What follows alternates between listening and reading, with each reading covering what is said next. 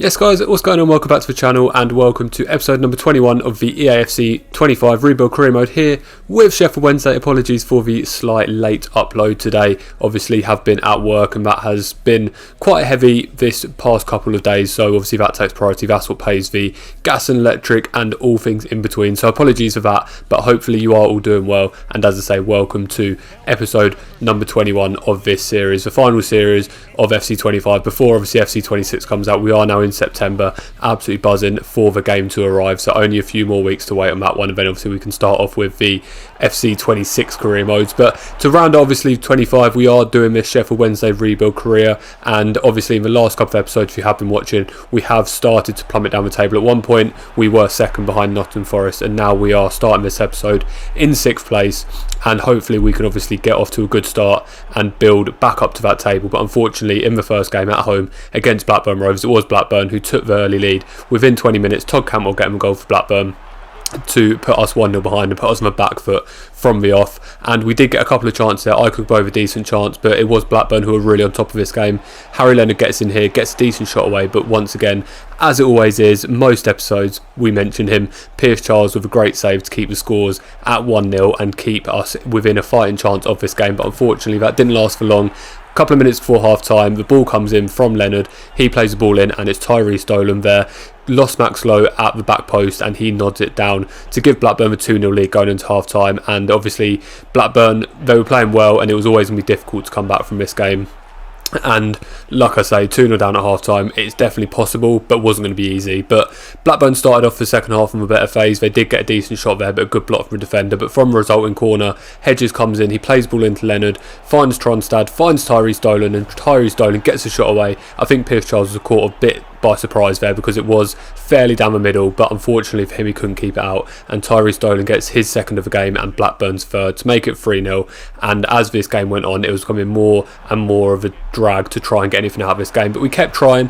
I could go have another chance there, pushed slightly off balance, so couldn't quite give a power in the shot, and it was kept out of the goalkeeper. And then all the follow-up shots, unfortunately for us, couldn't go into the back of the net. It falls to Ikubo once again, and a better shot that time from him, had more space that time, but unfortunately once again Ainsley Pears, the Blackburn goalkeeper, pushed it wide for a corner. From a resulting corner, Ingleson plays it in, falls its way to Jamal Lowe, he finds the new boy Odafin, gets a shot away, but unfortunately it's a poor shot from a centre back, the captain for the day, and it does go behind, and the scores do stay at 3-0.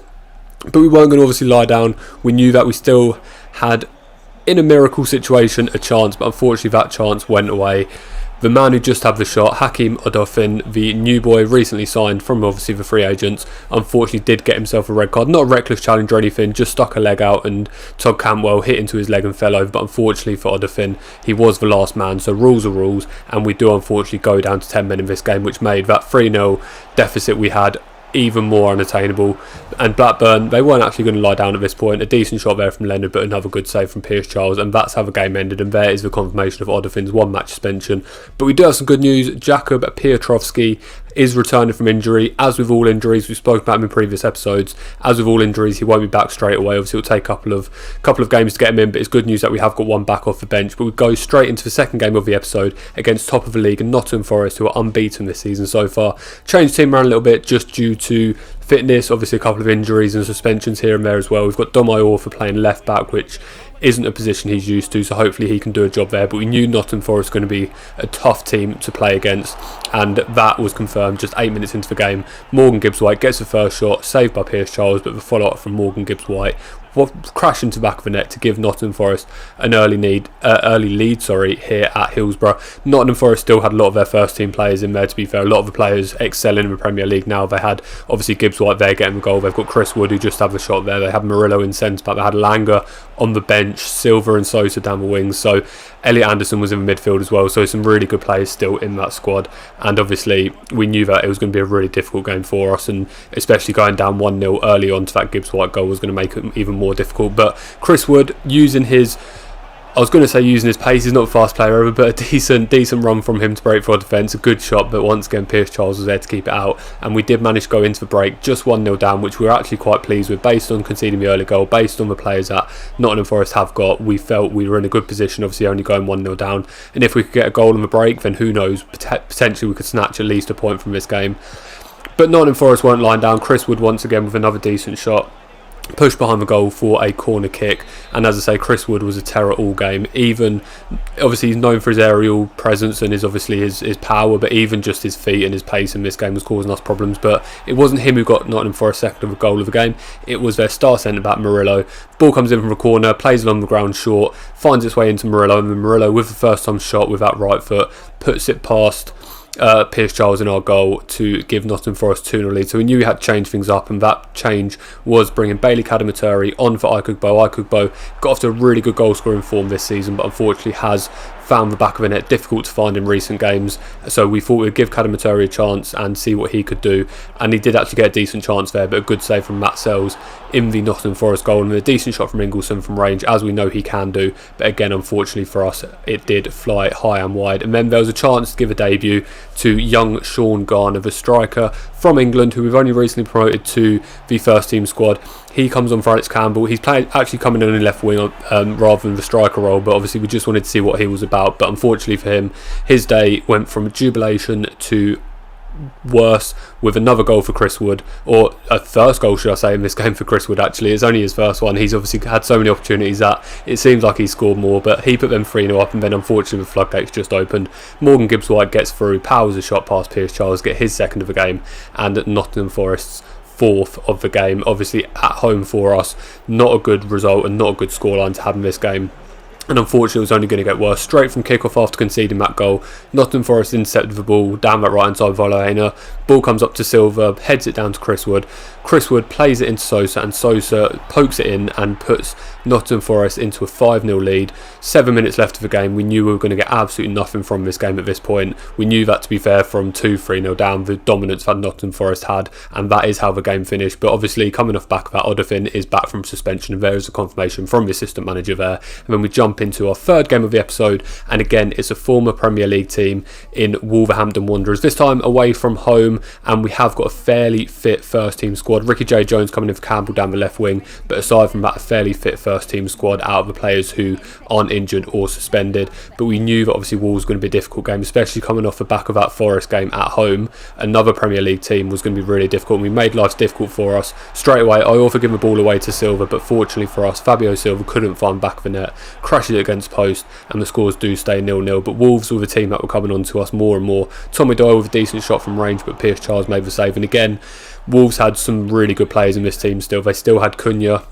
Obviously we saw Fabio Silva there. In defence they still had Totti, Craig Dawson, etc. So we knew it was going to be a difficult game, but we actually did get a decent chance with Aikugbo. A really good shot, to be fair, across the goalkeeper, but unfortunately just skimmed the post and couldn't quite stay the right side of the post to keep the scores at 0-0. And then Fabio Silva, the Wolves striker, gets another shot there just before half time, but another good save from Pierce Charles, pushed around for a corner. A new boy for Wolves, Dwight McNeil, swings the corner in, finds it actually found Ingleson who cleared the ball out. It finds its way to Jamal Lowe, but it's Cunha, the main man for Wolves, who gets the ball off Jamal Lowe. He gets the shot away, but once again another good save from Pierce Charles. So it did go into half time 0-0, so a little bit better, and then our day was just about to get a little bit better as well.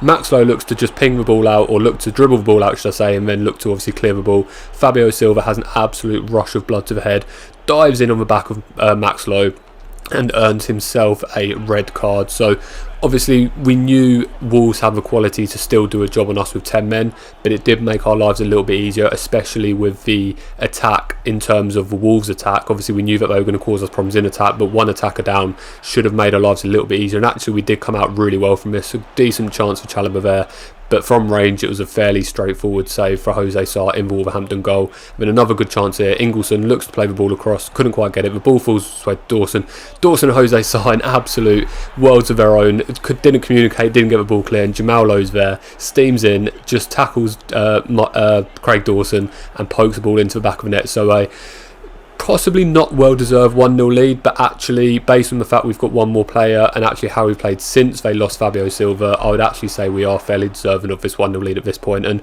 to be fair, we just grew from there. The confidence came in. Ricky J Jones with a good ball hit to Campbell gets a decent shot, but a difficult angle, saved by Jose Sarr to put it out for a corner. And then Ingleson looks to swing this corner in, but instead he decides to play it short into Alex Campbell. Alex Campbell finds Ricky J. Jones, first time shot, unfortunately hits the man. It finds its way back to the Wolverhampton players. They get the break. Obviously we've only got 2 defenders back here. You can see Max Lowe carrying a bit of an injury as well.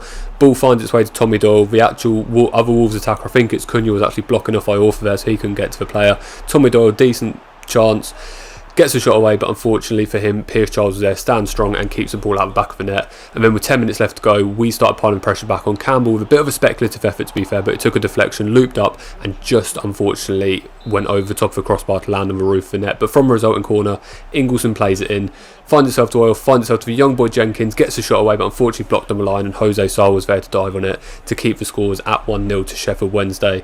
And that will round this game out, and we were absolutely buzzing with this result. As I say, we lost 5-0 at home against Forest, which obviously was one of the teams that came down for Premier League. So coming off the back of that to an away game at the Molineux against another team that's just been relegated, with players still in their team, as I say, Dwight McNeil, Matheus Cunha the main one, Fabio Silva, who obviously got sent off, in their defence, like I say, Craig Dawson, Jose Sarr in goal, Totti Gomez, etc. A really good team that Wolves had. So to come away with a 1-0 victory was a really big result, especially based on the results we've had recently this season as well, and sort of a lack of goals we've had. To keep the clean sheet, to get the 1 goal for Jamal Lowe was really good, but unfortunately it did come with some bad news. Max Lowe out for 3 months, and obviously we know that Jordan Amavi is also out for 3 months. He should be coming back soon, so hopefully we won't have to deal with no left back for too long, but obviously not an ideal position to have both of our left backs out injured. I mean, you will see in a minute, or in a second should I say, confirmation that Jordan Amavi is actually just in time back from injury, but as I said before, like with all injuries, he won't be back straight away, so we will have to play a few games without him. And that first game came in the Steel City derby at home at Hillsborough against Sheffield United. We actually changed the team around a little bit once again, obviously due to those injuries and fitness, and this time we've got Jan Valery playing in left back. He has actually, based on obviously his growth in the last couple of seasons, he has actually got 5-star weak foot, so we weren't too concerned about him playing left back, but obviously a bit of a change of position for him. But like I say, obviously a big game is Steel City derby against Sheffield United, our big rivals, and coming off obviously 2 games against former Premier League sides, we wanted to obviously have a good showing, and obviously come off the back of that Wolves result, especially using that momentum and building on that win to hopefully get another one. And it was Sheffield United who got a better start. We got a decent chance there for Iorfa from a header from the corner and from Ingleson, but unfortunately straight down the goalkeeper's throat and couldn't really cause him any trouble. And then another good chance about 10 minutes later, Jamal Lowe down his right hand side, looks to get through, possibly could have played a pass in there in hindsight, but decides to take the shot instead, save by the goalkeeper, and the follow-up shot was straight with the goalkeeper as well, so the scores did stay at 0-0. But then Sheffield United got a chance for themselves. Tom Cannon cutting inside onto that right foot. You'll remember from last season, if you watched, how much grief Tom Cannon caused us in the Steel City derby previously, and he was still at Sheffield United looking to cause us problems. But fortunately, once again, we went into half-time at 0-0, and then straight from half-time, again, in hindsight, it's all well and good looking back in hindsight, probably could have taken that a little bit further forward with Aikougbo, but unfortunately couldn't quite catch the shot on that left foot of his, so it did stay out. And unfortunately Sheffield United then did take the lead, and it is that man who we were warned about and who I did just mention, Tom Cannon, straight sort of past Pierce Charles, possibly should have saved it, Pierce Charles, if we're being a little bit harsh on him, but a decent shot from Tom Cannon to give him 1-0 lead. And we did get a chance for Aikougbo straight down the keeper's throat once again. Aikougbo actually had loads of opportunities in this game, but he was caught offside about 6 times, which was a real shame. And then from a short corner, Cannon gets through, looks to get the shot away, but Dom Iorfa makes the challenge in the back of him, and unfortunately for us, it's another red card. Obviously we had Odofin get a red card a couple of games ago, and unfortunately this time it's for one of our other defenders, Dom Iorfa, who gets a red card. And unfortunately we'll see on the replay, just outside the box. If that was in the box, yes, it would have been a penalty, but it definitely wouldn't have been a red card. But unfortunately it was just outside, so it did go down as a red card. And with that red card, with the 1-0 loss that we're currently looking at, we did have to make some changes. We made 3 substitutes, and one of those was Alex Campbell. And look at this dribbling from the youngster, just cutting through the Sheffield United defence with his quick feet, plays it into Ingleson. Ingleson swings a decent cross, and Kadamaturi unfortunately couldn't quite get power on it. It was a little bit away from him, so unfortunately he couldn't put it back from it. And once again it's Campbell causing problems, swings the ball and looks for Kadamaturi, it goes straight back to Alex Campbell. Campbell finds Ingleson, finds Alan Campbell, decent shot of his right foot, just poked it towards the goal, but unfortunately wasn't quite in the corner enough, and it did stay out, so the score did end 1-0. And there's a confirmation of Iof, and then another injury that we've got to deal with, and this time it's another one of the new boys, Ricky J. Jones, broken toe, 3 months out, so another one we're going to have to deal with. But that is going to bring this episode to an end. A couple of losses in here, but a decent win against Wolves. But as always, thank you very much for watching. Make sure you comment down below. Please like the video and subscribe to the channel to follow the journey. Take care of yourselves, and I'll see you on the next one.